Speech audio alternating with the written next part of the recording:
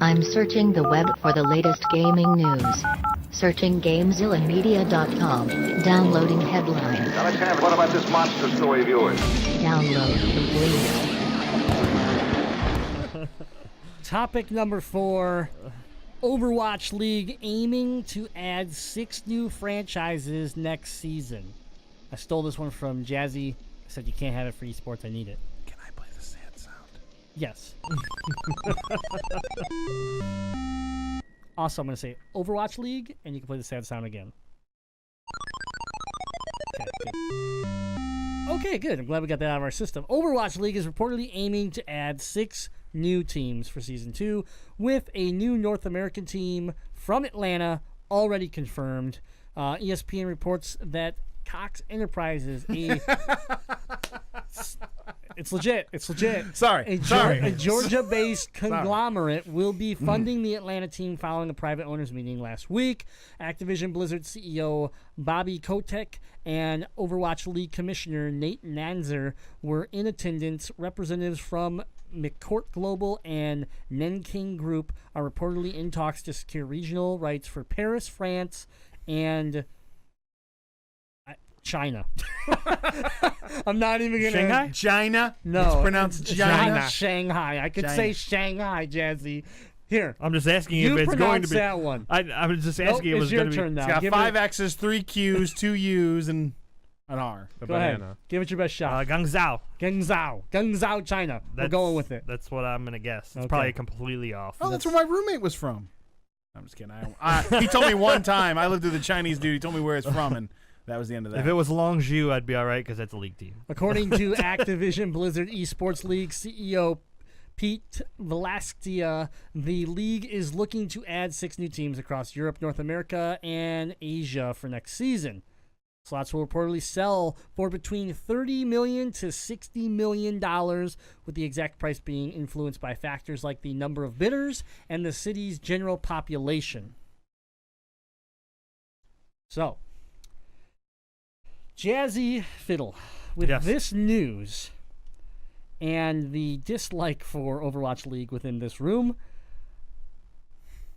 like, where is this excitement and money generating from? Because, am I mistaken? The numbers came out for London Spitfire, who won it all this year, right? They won it. Yep, they won the championship this past for weekend. Season 1. Yep. And congrats to C9, my boys, aka the London Spitfire. They only generated, I think, what was it, $10 million? Like, overall, the organization reported like $10 million earning. They spent $40 million to get in the league. So in 1 year, they're still $30 million in the hole. I just don't get where all this sponsorship and everything is coming from. Like, people are eating this up. So to throw a couple more numbers at you, the Overwatch League finals this past weekend had a global average of 860,000 people watching it. Right, but okay, and that was going to be my next point. You said that was the 3rd most watched thing on Twitch this week. Correct. Right, but that was, so this is my point. Did it exceed the first match, the very first match of Overwatch League in the beginning of the season? No. It did. It did not.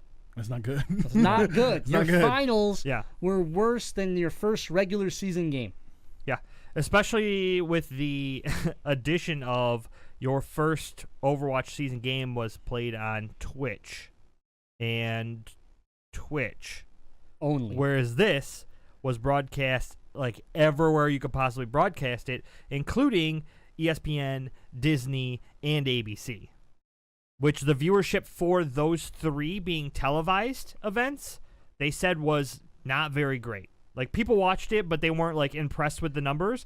However, the esports side of it, being Twitch and that extra reach, was good. Yeah. So, we're just still not there for video games on broadcast TV, for especially Overwatch, which we play Overwatch. We understand the game. It's hard to watch.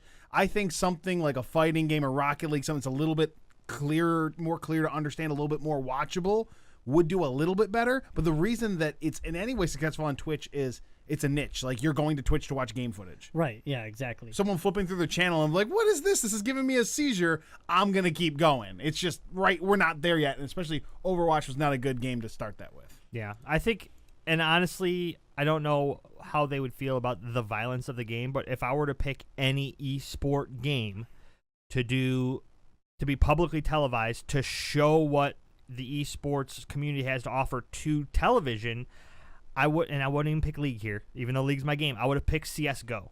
And I would pick CSGO for the sheer fact that it is a fast-paced game, it stays exciting, and unfortunately, I love you, Overwatch League, I love you, League of Legends, I love you, EVO. They have the best and most exciting announcers for CSGO. They bring excitement to the matches. But here's CSGO. the thing, right? CSGO has the same advantage as League. They have years of experience under their belt. League hasn't sat there, and maybe they've tried, but they haven't necessarily signed a deal to go take League of Legends onto cable television, probably for a reason. We love League, but yes, there's a learning curve. Some random person comes flipping through and League's there, and they're talking about the Baron and jumping over and getting this objective and then ganking over here. Like, no one knows the terminology, and they're lost instantly. Overwatch has that same problem. Games like, again, a fighting game, it's 1v1 with health bars. First person to lose their health bar loses. It's more, it just resonates. It resonates better, to someone that maybe hasn't played Street Fighter in 20 years and goes, oh, I remember this game. Wow, it's really come a long ways. But to me, I look at Overwatch, I see a slight decline in viewership. Yes, there was plenty of money that was thrown around this year. Tons of money. But doesn't this feel like Blizzard saying year 2 expansion because we don't know that this has any longevity? Right? We don't see the NBA or baseball or something like that sitting here going, expansion, right? When an expansion happens in a traditional sport, it's a big deal. You're like, wait, we're getting one new team? It hasn't happened in 20 years. Like, and I get it. They've been around for a long time. But for me to sit here and say, after year 1, which wasn't even a year, right? Season 1 wasn't a full year. Yeah, 9 months, I believe, right? Okay, that was close. Year 2, we're going to add 6 teams. How many teams are there right now? 10? Okay. I believe. So 60% growth in teams. Wait, let me check that. I'm the math guy now. Yeah, that's 60%. Yep. Yeah. and my whole thing here is you still only have one arena that everybody plays at. So who the hell cares where they're from? Where they're from. I don't care if you have a Paris team and an Atlanta team, because y'all live in California anyways, during the season at least. I think they're blowing it up because I don't like the growth. I don't like this. It doesn't feel like real growth. I don't like the publicity they're giving the growth. It seems fake. Exactly. The growth, I think, is healthy for the league, and adding more teams is going to be great. However, do I think you should have publicly came out and been like, oh, we're going to add all these teams, and it's going to be great, and we're going to be huge? It's like, no, you should have saved all of this hype for when you split off and started doing regions like League of Legends does, where you have a North American region, where you have a European region, where you have a Asian region, and you could literally make your Overwatch League worldwide. You have the teams to do it. There's just not enough of them, right? So how many teams do we have over from Europe, right? 3 or 4. There's a couple teams from Asia, and then there's a couple North American teams. Like, you have the structure, you just don't have enough teams to do it. So you don't need to make this big announcement saying you're adding 6 teams. You're just adding 6 teams, and then hopefully adding another 6 teams, and then hopefully adding another 6 teams, till then you can make this big announcement that you're region locking your game and making it a world experience. Yeah, for me, I do like the style of league where I feel like NA teams should play NA teams, and I know, like, right now with only 10 teams, period, for Overwatch League, you can't do that.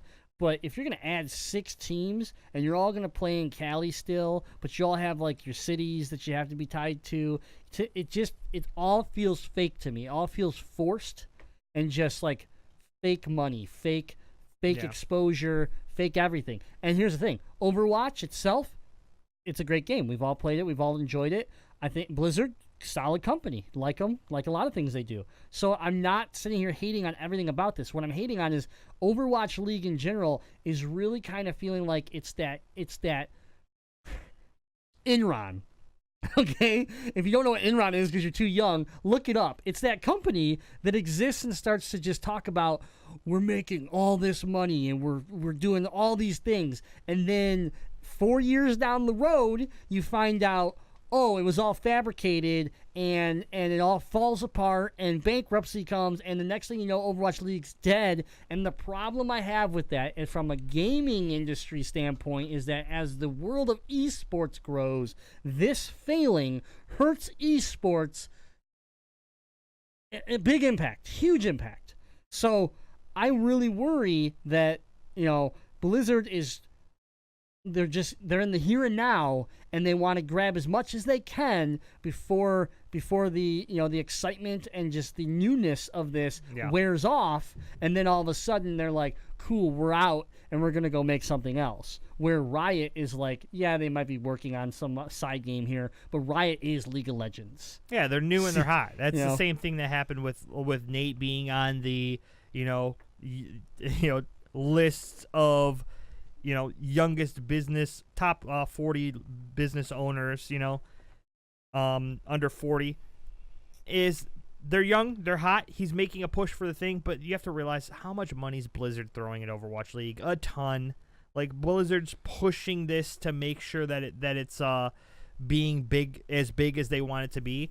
Do I think on a business standpoint Overwatch League can't hold their own? No, I think they're making great strides for not only the league itself, but the industry of esports. And it'll be interesting to see what they do in the future. The thing that scares me, though, is that, yes, they put out revenue, but have they talked at all about profit? Right. You could sit there and make $900 million, but did you spend $2 billion to make that $900 million? Because then all of a sudden, this doesn't look as cool of a topic anymore, which would be why you're not talking about it. So I don't know. The expansion seems too quick, too soon. I'd rather see you build stadiums or exposure of, like, you know what? Now the 10 teams that we have all have stadiums, and now the players have home games and away games, and they travel to each other's stadiums.